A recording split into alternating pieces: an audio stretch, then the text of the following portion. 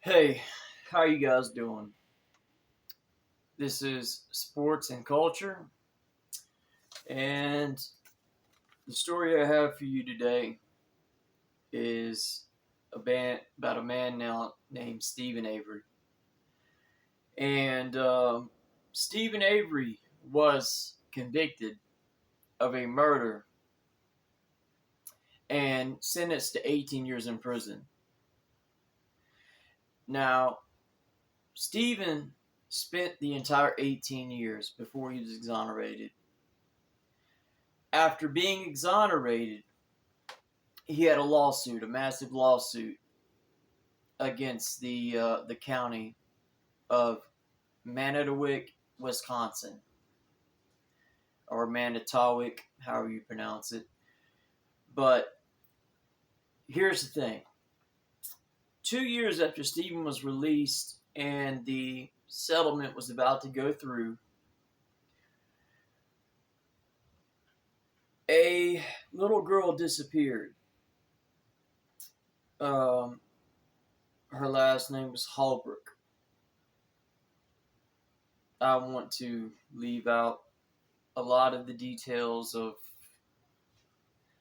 the victims' names and things, so I'll just say last name was Holbrook. Okay, and this was in 2008, October of 2008. This is a true story.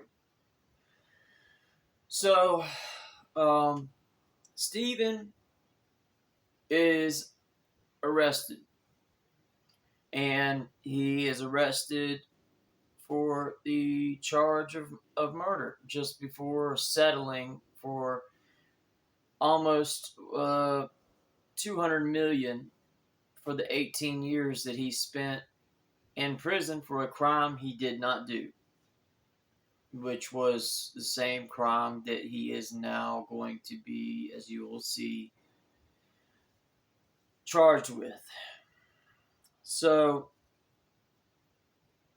Stephen is charged with the crime of murdering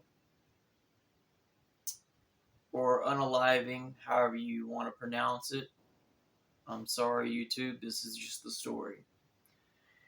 And of Miss Holbrook, the young girl. And Stephen professed his innocence. Mr. Avery, he professed his innocence, that he had nothing to do with this. He even said, I don't know what happened to this girl. I don't know. I don't even, you know, he didn't understand what was going on.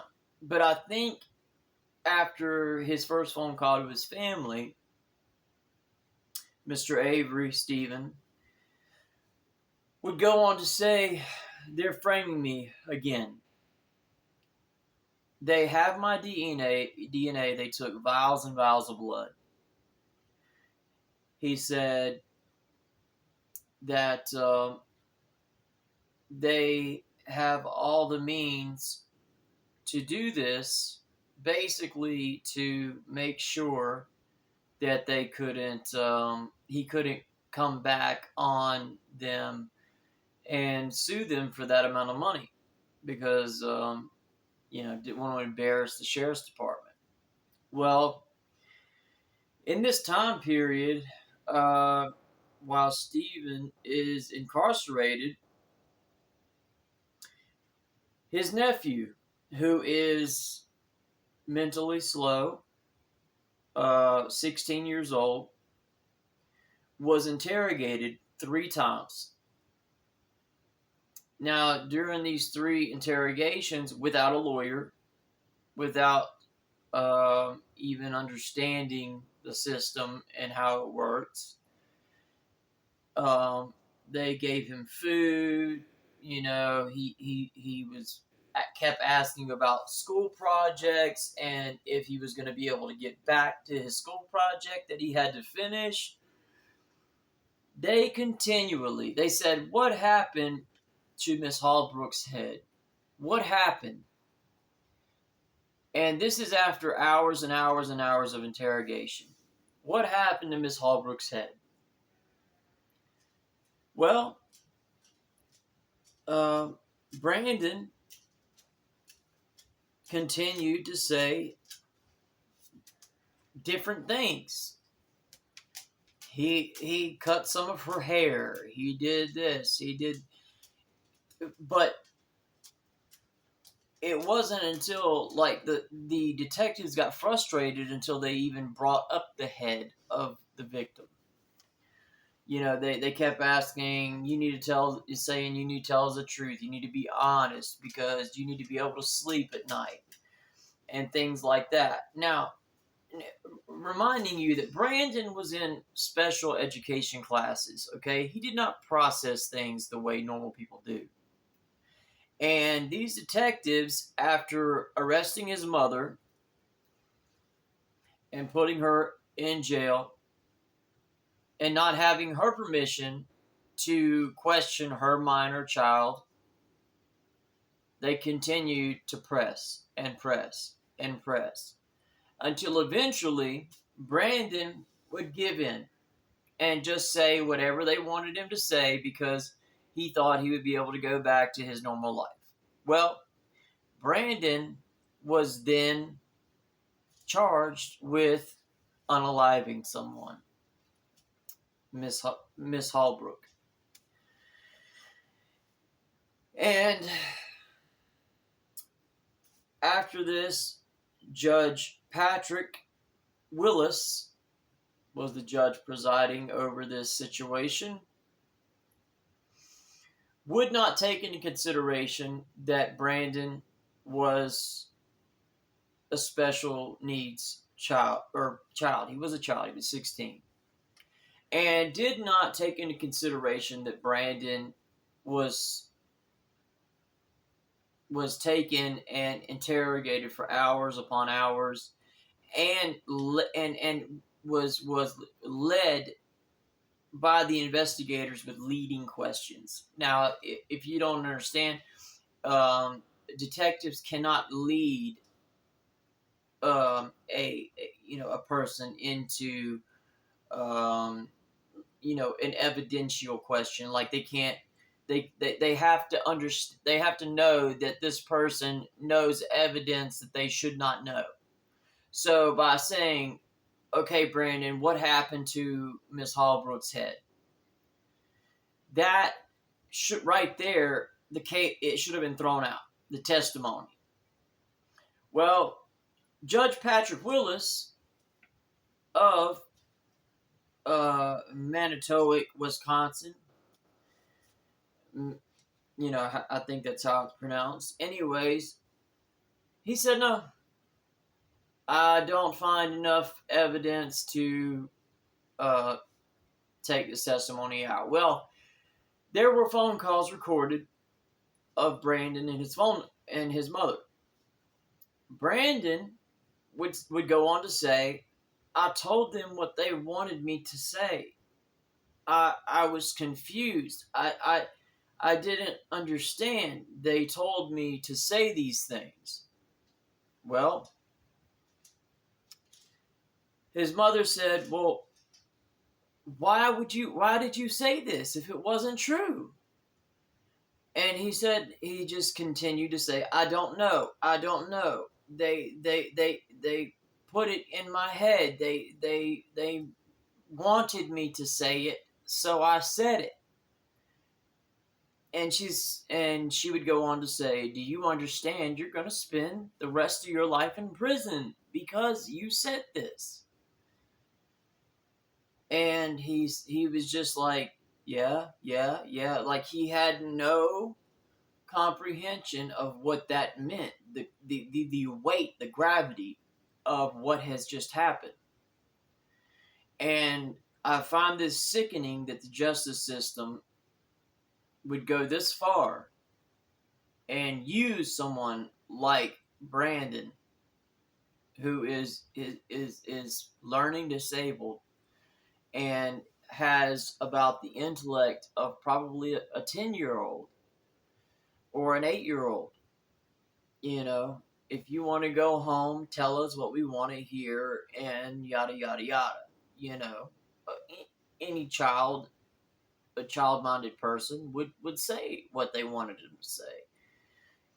And anyways, as the case goes on, the state would go on to dismiss for Brandon and for Steven Avery 2 or 3 of the charges: sexual assault, kidnapping, and let's see, sexual assault and kidnapping. And Steven now faces first degree intentional homicide. A word I can't say, but it involves disturbing an unalived thing.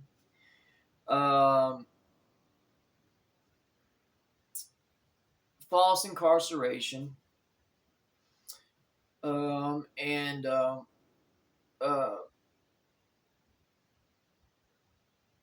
yeah, no, yeah, false imprisonment and possession of a firearm by a felon. So these are the charges, along with homicide, that he is facing. And also, Brandon is facing charges as well. So the defense goes on. Oh, and by the way, one thing I wanted to mention. So Steven Avery had to settle while he was in jail for $400,000 after spending 18 years in prison because he needed lawyers. Okay? So all this went on while Steven needed lawyers. So he went ahead and settled for $400,000. Okay? That's 18 years in prison. So he had to settle to get lawyers. He got his lawyers. Now his lawyers would go on to put up a heck of a fight. Okay? And Manitowoc, Wisconsin would bring on a special prosecutor early on to try to say, oh, we're not, going to be investigating this. Only that Manitowoc Sheriff's Department had been in Steven Avery's trailer prior to this special prosecutor coming in, and going over and going in and investigating. Well, they just happened to find, after going in and out a few times and not seeing anything, they happened to find the same key to the RAV4 that Miss Holbrook had been driving under a slipper, okay, that had been flipped over and the key had just been laying there. They said that they found blood on the key. Well, what was the one thing that they took from Steven was blood. They took a lot of it. They do when you get convicted of a felony. As well as, hair samples and other things in case, you commit another crime, they can arrest you. So, basically, Steven would go on to fight these charges, and I want to say I'm sorry to all of the victims in these situations, and I believe Steven and Brandon are both innocent, and I also feel for the family of the Holbrooks for losing a loved one, a child. And it's difficult. It's a difficult video to make, but these are the facts. If you would like to watch the whole show, you can watch it on Netflix. But I just want you to know that with all the evidence that the defense put up, which was more than enough, this judge was not willing to bend or budge on anything. And it's sad because they had basically proven that the evidence had been tampered with. It had been opened after it had been sealed. Okay, after they got the motion to discovery, evidence boxes had been opened. And in one of the boxes that had been opened, they found, guess what? A vial of Steven's blood. And what was on the top of the vial, which if you've ever had blood taken, you know how they do it. There's no drop of blood on top of the vial. It's a suction. Someone had taken a hypodermic needle, put it in the top, and there was a blood drop left on the top of Steven's blood that they had taken from his arrest and his conviction the first time. And the blood was still liquid because it's in a vacuum.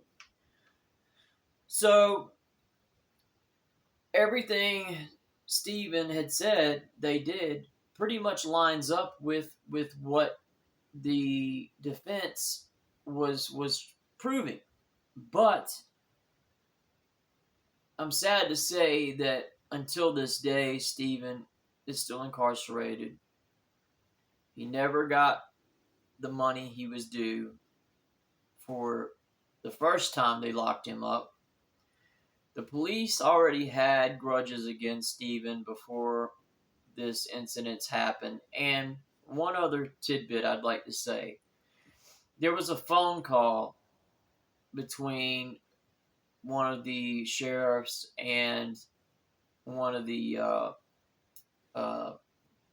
operators at the sheriff's department, and the investigator called in and said that that they had found the vehicle, and he said, "Well, have you called Steven? Has Steven Avery been arrested yet?" So without any evidence or DNA or anything, this sheriff had said, "Has Steven Avery been arrested yet?" Now, if that's not a coincidence and there was a law change, by the way, because of Steven Avery's wrongful conviction. But if that's not a telling sign that a county does not want to pay out and admit they were wrong for convicting Steven Avery, the $400,000 that he got came along with the state not admitting they did anything wrong, or the county not admitting they did anything wrong. So they arrested an innocent man, give him $400,000 after they arrest him for another murder, and they have all the evidence they need to set him up and frame him, and they are held for no wrongdoing, or they're not held at all. They're just no wrongdoing. Here's $400,000 for your defense for the new murder that we've placed upon you. This is my take. And he is still being held in prison, as well as Brandon. So if you like this story and you are more interested in it, you can check it out on Netflix. It's called Making a Murderer. And I would encourage you to make up your own mind about what you think, and pray for the families of everyone involved, because this seems like just corruption at the highest level. Now, that being said, I hate to plug but brand, but you can always catch me on this channel, Sports and Culture, where I talk about sports as well as culture and things that go on in the culture, our culture, the sports culture, and just things that I find truly interesting. Um, if you'd like to hit me up and talk to me, I will write back. It's at sports and culture dot or at sports and culture, on YouTube, or you can email me at nickwhite587 at gmail.com. All lower cases, no underscores or anything like that. So my sponsor is Coffee Brand Coffee, and that would be Jeremy at the Quartering. Their coffee is great. Um, they have so many amazing flavors, seasonal flavors like pumpkin spice, things like that. Strawberries and cream is amazing. If you would like to try it, you can get a 5% discount with my discount code, which is all lower cases, sports and culture, and that's it.